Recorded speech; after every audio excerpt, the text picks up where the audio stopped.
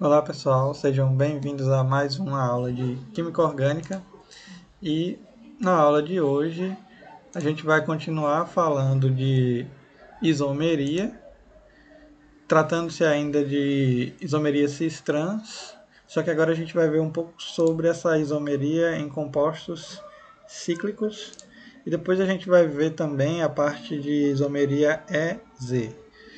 Então, como a gente já viu na outra aula, a isomeria cis-trans ela está relacionada à presença de hidrogênios em ligações duplas quando a cadeia é aberta, ou neste caso aqui de compostos cíclicos, quando nós temos a presença de hidrogênios e átomos, grupos diferentes ligados nos carbonos. Então, nesse exemplo aqui, né, do 1,2 de clorociclopropano, percebam que eu tenho duas possibilidades para as configurações dos átomos que estão ligados no anel. Então, nós temos aqui o cloro nessas posições para acima do plano, né? E o cloro com uma posição acima do plano e outro abaixo do plano.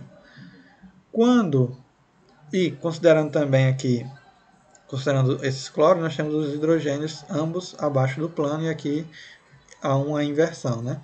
Quando os dois hidrogênios, né, ou no caso os dois grupos diferentes dele, estão do mesmo lado, seja acima ou abaixo do plano, nós dizemos que a molécula é cis, né, cis, do mesmo lado, igual. E quando eles estão em lados opostos, nós dizemos que a molécula é trans, né, lado oposto, diferente. Né? Então aqui nós temos o trans 1,2 de clorociclopropano e aqui o cis, certo? Esse conceito e as aplicações são extremamente importantes, né, quando se trata de isomeria cis-trans. Uma das aplicações mais interessantes é a questão da visão. A nossa visão tem aqui, eu achei em um livro aí esse pequeno fragmento desse texto tratando que chama O Ponto de Vista. E trata especificamente da vitamina A, né? A vitamina A, na verdade, genericamente, são designados como vitamina A compostos do tipo retinoides, né? São um tipo de grupo com essa estrutura aqui, que apresentam atividade biológica de vitamina. Esses retinoides podem ser encontrados na forma de álcool, né? Retinol, de aldeído, retinal, e de ácido carboxílico, que é o ácido retinóico. Né? O que acontece é que essas estruturas, vejam que eu tenho aqui alternadas ligação dupla, simples, em toda essa estrutura aqui. Né? E por conta dessa possibilidade de transferência de elétrons pela estrutura, né, dessa deslocalização de elétrons, já que eu tenho uma estrutura de ressonância aqui, existe a possibilidade de mudança de configuração dessa estrutura. Né? Então, por exemplo, uma ligação como essa aqui, que eu tenho hidrogênio aqui e aqui, que eu tenho uma estrutura cis, eu posso transformá-la em uma estrutura trans. Né? Então, essa estrutura é o tipo, uma versão cis-trans desse tipo de vitamina. E uma particularidade dessas duplas ligações é a possibilidade desse deslocamento de elétrons, que permite a absorção de luz que incide sobre os cones e bastonetes dos olhos, né, que estão presentes nos nossos olhos. Como consequência, o nosso cérebro ele consegue identificar as imagens. Então, por conta dessa transferência de elétrons que ocorre aqui nessas ligações duplas, isso faz com que a luz, que são fótons, né, que incide sobre essas estruturas, acaba fazendo com que ocorra mudanças aí de cis para trans. E essa mudança nas moléculas faz com que a gente consiga diferenciar as imagens, né? No caso, a deficiência desse tipo de vitamina A, ela resulta em dificuldade de enxergar durante a noite. Né? É o que é chamado de a cegueira noturna, né? As pessoas têm dificuldade de enxergar em locais pouco iluminados, certo? Então, está aí uma aplicação interessante para a isomeria cis-trans. E aí a gente precisa entender quando que não é isomeria cis-trans, porque a gente viu que, nesse caso aqui, eu tenho aqui, hidrogênio aqui, estão do mesmo lado é cis, se isso inverter, passa a ser trans, porque os dois grupos maiores vão estar em lados diferentes. Quando não? Quando não, por exemplo, traça um plano aqui, ó, na ligação dupla, a gente traça um plano aqui, deixa eu só colocar a caneta, volto aqui. Veja, traça um plano aqui e traça um plano aqui. Considerando esse lado aqui, ó, a gente percebe que aí eu tenho dois grupos diferentes. E aqui eu tenho dois grupos iguais. Beleza, teoricamente isso seria uma isomeria cis-trans. Mas, se a gente for pegar esse lado aqui, né, deixa eu apagar para ficar mais claro. Se a gente pegar isso aqui, ó, são iguais. Ou seja, independente da posição que você tem aqui, esse lado vai ser igual, esses dois aqui. Então não tem como você ter isso aqui como sendo, isso aqui vai ser igual e isso aqui vai ser igual. Então não tem como ser cis e trans, porque para ser cis, os dois grupos maiores têm que estar, ou os dois grupos menores têm que estar do mesmo lado, né? E para ser trans em lados opostos. Então nesse caso aqui não tem como diferenciar esse hidrogênio desse aqui, eles são iguais. Então nem sempre a presença da ligação dupla nos átomos de carbono indica isomeria. A mesma coisa acontece aqui, ó. Se a gente pegar, esses dois aqui são diferentes, mas esses dois aqui são iguais. Então, só há um grupo diferenciado aqui, que é esse. Né? O resto são iguais aqui, ó. Então, a presença dos dois grupos iguais, ligados ao mesmo carbono, veja. Dois grupos iguais, ligados ao mesmo carbono, inviabiliza a formação de isômeros geométricos, certo? Agora que a gente já viu essa parte de isomeria cis-trans, vamos estudar a diastoisomeria EZ. Os termos cis e trans, eles podem se tornar ambíguos se forem aplicados aos senos cujos átomos de carbono da dupla tenham um conjunto de dois ligantes diferentes. Veja só, vamos considerar essa estrutura aqui. Eu tenho aqui hidrogênio, radical metil, tenho radical metil desse lado e tenho radical etil aqui, né? O que é que muda dessa estrutura para uma estrutura convencional cis e trans? Veja só. Primeiro, quando eu tenho uma estrutura cis-trans, os dois aqui deveriam ser hidrogênios, certo? Teria que ter dois hidrogênios, compara com hidrogênio. Só que muitas estruturas não têm hidrogênio aqui no mesmo lado aqui da dupla, né? Então, isso causou um certo impasse com relação à nomenclatura, como tratar esses compostos. E aí, para evitar esse tipo de impasse, o mais correto é usar a nomenclatura EZ, que foi proposto pelo químico orgânico Christopher Ingold e pelo químico orgânico Vladimir Prelog, né? Eles e seus colaboradores desenvolveram uma forma de você descrever esse tipo de estrutura através de uma nova nomenclatura, utilizando nesse sistema as letras E, que vem do alemão Entgegen, que significa oposto, e Z, que também vem do alemão Zusammen, que significa juntos. Seria um EZ mais amplo, digamos assim, uma forma da gente classificar estruturas com ligação dupla que não necessariamente tem hidrogênio nos dois carbonos da dupla, né?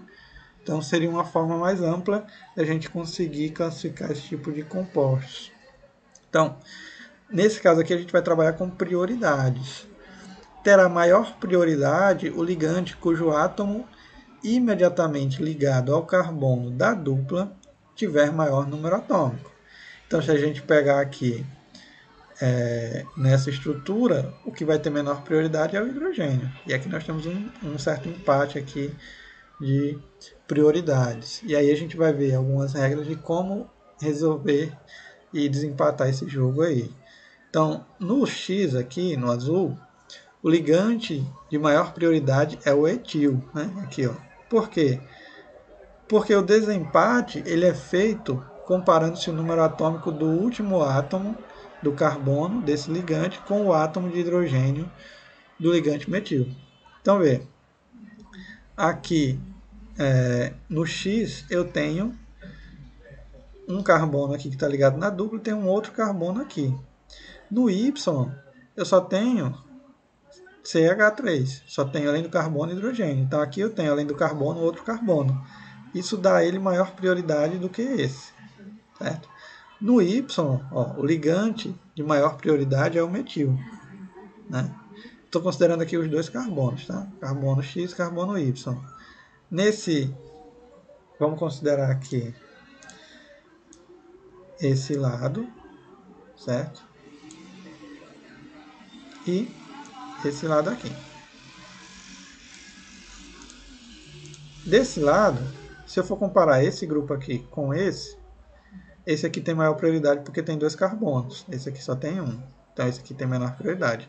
E no Y desse lado, esse tem maior prioridade do que esse, porque o carbono tem número atômico 6, o hidrogênio tem número atômico 1. Né? Então, o metil tem maior prioridade do que o carbono, que tem número atômico maior do que o hidrogênio, certo?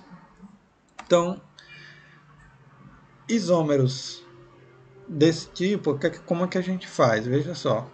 A gente vai aqui, deixa eu marcar. Eu tenho esse grupo, esse e esse. Esse aqui é de menor prioridade, eu vou marcar com uma cor diferente. Então, aqui, veja só. Esses dois, na verdade, esse e esse, eles têm a mesma prioridade, né? CH3 eles são iguais. Esse aqui tem maior prioridade. E esse tem a menor. Então, se a gente for pegar, como a gente está tratando de ligação dupla, a gente vai traçar aqui um plano na dupla e verificar. De um lado da dupla eu tenho as maiores prioridades, veja só. Desse aqui, certo? Maior prioridade. Esse e esse. E desse lado eu tenho as menores prioridades. Então as maiores prioridades estão do mesmo lado. E aqui as menores prioridades estão também do mesmo lado. Então, o que é que significa o Z? Z juntos. Ou seja, quando as maiores ou menores prioridades estão no mesmo lado da ligação dupla, o isômero será Z. Isômero Z, então aqui eu tenho Z 3-metil-pente-2-eno. Apresenta os ligantes de maior prioridade em um mesmo plano, ou seja, juntos, certo? Agora, se a gente pegar aqui esse exemplo, veja só, eu tenho aqui esse e esse, né? Deixa eu mudar de cor. E eu tenho aqui esses dois. Traçando aqui um plano, a gente pode ver que os ligantes de maior prioridade estão em lados opostos, ó. Certo? E, consequentemente, os de menor também estão em lados opostos. Quando eles estão em lados opostos, né, separados, a gente usa a nomenclatura E. É 3-metil-pente-2-eno. Apresenta os ligantes de maior prioridade em planos opostos separados, né? Então aqui eu tenho o E e o Z, tá? Vamos seguindo, então. Vamos fazer, então, essa questão aqui do Enem. questão do Enem 2016, questão 68, eu não lembro exatamente qual é a cor da prova. Então tá aí, os feromônios são substâncias utilizadas na comunicação entre indivíduos de uma espécie. O primeiro feromônio isolado de um inseto foi o bombicol, substância produzida pela mariposa do bicho da seda. Tá aqui a estrutura, né? É um álcool de cadeia longa, né? Um enol. E eu tenho aqui ligações duplas aqui ao longo dessa estrutura. O uso de feromônios em ações de controle de inseto praga está de acordo com o modelo preconizado para a agricultura do futuro. São agentes altamente específicos e seus compostos químicos podem ser empregados em determinados cultivos, conforme ilustrado no quadro que eu vou mostrar a seguir. Então, esse aqui é a agricultura do futuro, você gerar um feromônio para atrair os insetos, e aí você não precisa usar pesticida, você monta armadilhas e captura os insetos que estão infestando as plantações. Considerando essas estruturas, né, o tipo de estereoisomeria, veja, questão de isomeria que a gente está estudando aí, apresentada pelo bombicol, é também apresentada pelo feromônio utilizado no controle do inseto. Aí aqui eu tenho os insetos e aqui eu tenho composto e relativo a esse inseto. Então essa estrutura aqui é esse inseto que é uma praga do milho, cana-de-açúcar, morango, frutas e tomate. Então veja só, vamos comparar essa estrutura aqui. Ó. Eu tenho aqui uma função oxigenada, tenho aqui ligações duplas. Aqui eu tenho funções oxigenadas, só que essa dupla aqui está no oxigênio. Não tem muita relação a estrutura com aquela que foi mostrada lá. Essa daqui também não, nem ligação dupla tem, só essa do carbono-oxigênio. Essa daqui nós temos ligações duplas na estrutura, né? E essa daqui seriam estruturas que a gente poderia, de certo modo, relacionar, né? Mas veja que os dois são álcools, e lá também é álcool, então não seria isomeria de função. E eu estou tratando aqui de estereoisomeria. E tratando de estereoisomeria, a gente deve lembrar de isomeria cis-trans, que a gente acabou de ver. Então, se a gente observar aqui nessa estrutura, ó, teria hidrogênios aqui e hidrogênios aqui. Né? Isso aqui é uma estrutura cis. Né? Ou se eu for comparar só esse aqui, eu teria uma estrutura, tem dois hidrogênios aqui, né? Estrutura cis. Aqui, se a gente for observar, ó, nessa estrutura, ó, tem hidrogênio do mesmo lado da dupla. Então, essa daqui teria o mesmo tipo de estereoisomeria que esse aqui. Portanto, essa estrutura representa a estrutura que a gente está procurando, que é relativa ao tomate. Então, é Scrobipapuloides absoluta. Então, a alternativa é. E aí a gente resolveu essa questão do Enem, certo? Vamos seguindo, então. Então, vamos falar agora de simetria. A gente vai passar para uma nova parte de isomeria. Simetria, basicamente, é a semelhança entre as partes dispostas de lados diferentes. Então, se a gente pegar essa figura aqui que tem um barco, e traçar uma reta aqui no meio, a gente vai ter uma parte simétrica desse lado e desse, ou seja, as duas partes são iguais, né? São lados, são partes iguais de lados diferentes, né? Da mesma forma, a gente pode fazer esses planos de simetria em moléculas. Então, por exemplo, a gente tem aqui essa molécula. Se a gente traçar um plano de simetria aqui, esse lado vai ser basicamente igual a esse. Então, essa molécula ela é simétrica.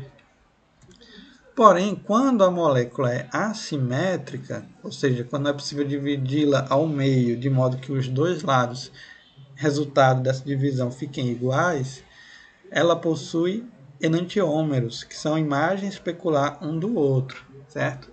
Os enantiômeros, eles não são sobreponíveis e por isso são chamados de moléculas quirais. A gente vai ouvir esse termo bastante a partir de agora.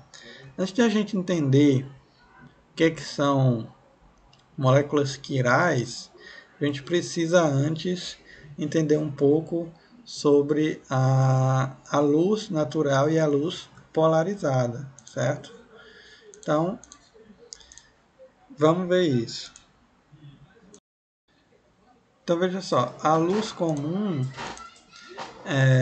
ou natural, né, a luz visível, ela é formada por ondas eletromagnéticas, sendo que as ondas elétricas vibram em um plano e as magnéticas em outro, perpendicular entre si, né? Então, o fluxo eletromagnético da natureza da luz, né?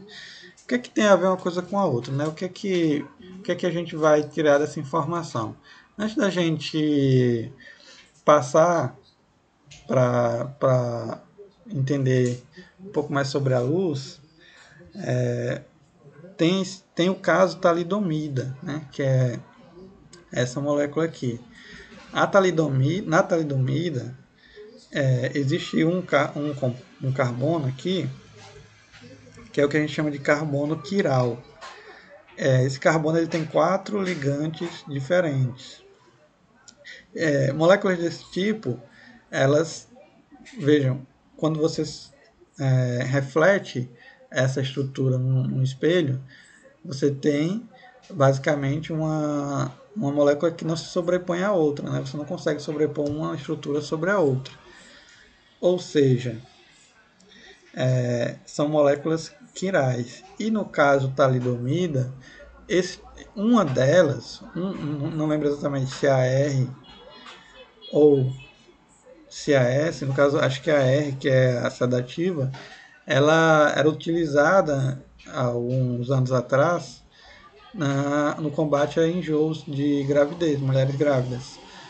Enquanto a outra, ela causa problema de formação de feto. Então, por conta dessa estrutura, muitas crianças nasceram com má formação. Foi um problema que durou um certo tempo, né? E o que aconteceu foi que as pessoas não sabiam que quando você sintetiza a talidomida, você acaba sintetizando os dois isômeros, o R e o S. Para diferenciar isso, a gente precisa da isomeria ótica para conseguir diferenciar os isômeros quirais desse tipo aqui. A gente vai ver com mais detalhe como que, como que diferencia esse tipo de isômero e as técnicas e tudo mais. E entender melhor mais para frente a gente volta para esse caso talidomida aí. Então, quando nós temos dois isômeros que são denominados enantiômeros, isso ocorre quando a imagem especular não se sobrepõe, ou seja, se eu pegar essa estrutura aqui e tentar sobrepor sobre essa, não vai dar certo, ela não vai se sobrepor, não vai encaixar uma na outra. É igual a nossa mão, se a gente pegar a nossa mão esquerda e a direita, tentar encaixar uma na outra, não vai conseguir. Né? Se você tentar fazer isso, não vai dar certo. Né? Existem outras moléculas, esse tipo de moléculas são enantiômeros, a gente chama de moléculas assimétricas. Né? Então, se a gente observar, por exemplo, essa estrutura aqui, ó, você não consegue sobrepor uma sobre a outra, né? É impossível. Então elas são imagens especulares um do outro, elas são enantiômeros, certo?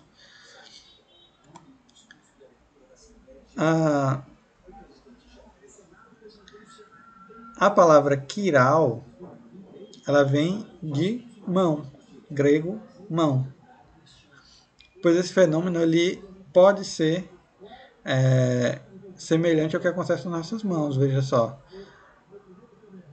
Elas não se sobrepõem, né? Ocorre com a mão direita e a mão esquerda. Se a gente pegar e colocar sobre o espelho, né, você vai ver no espelho a imagem especular da mão esquerda aqui e a imagem especular da mão direita, né? E aqui nós temos a mão esquerda e a mão direita. Se a gente for sobrepor uma sobre a outra, você não vai conseguir sobrepor as duas, né? Igual essa figura aqui, ó. Você não consegue sobrepor, né? Veja, você não consegue sobrepor. É igual se a gente for usar uma luva que uma luva esquerda na mão direita. Não vai dar certo, vai ficar um dedo aí sobrando e outro faltando aí, certo? Quando nós temos aí figuras desse tipo, ó, se você se você refletir isso aqui, você não consegue sobrepor uma sobre a outra, né? Sempre vai estar fora do encaixe, né? Não vai estar encaixado direito. Então, esse tipo de estrutura que não se sobrepõe uma sobre a outra, nós chamamos de enantiômeros, né? São carbonos quirais que têm 4 ligantes diferentes que não se sobrepõem. A gente vai ver com mais detalhes isso na próxima aula, onde a gente vai descrever com detalhes, falar sobre a luz polarizada, como que ela consegue fazer para diferenciar os enantiômeros e alguns pontos a mais, certo? Então, por hoje a gente termina aqui nessa parte de isomeria e volta na próxima aula.